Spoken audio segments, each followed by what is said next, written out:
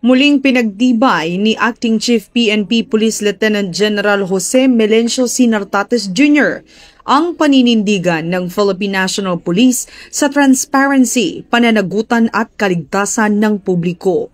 Noong ika-17 ng Setyembre, pinangunahan ni Police Brigadier General Randolph T. Tuanyo, ang Chief ng Public Information Office or PIO, ang isang press briefing sa PIO Press Briefing Room sa Camp Crame.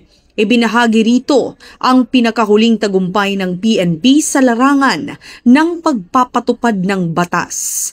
Isa sa mga tampok na ulat ay mula kay Police Major General Robert Alexander A. Morico II, ang Acting Director ng Criminal Investigation and Detection Group or CIDG, na nagdetalye ng matagumpay na bribe try entrapment operation. Samantala, iniulat naman ni Police Brigadier General Glicerio C. Cancilao, ang Acting Director ng Anti-Kidnapping Group or AKG, ang pinal na ulat kaugnay ng kasong kidnapping ng isang negosyante. Ang naturang briefing ay patunay na patuloy na dedikasyon ng PNP sa paghahatid ng hustisya at proteksyon sa bawat Pilipino.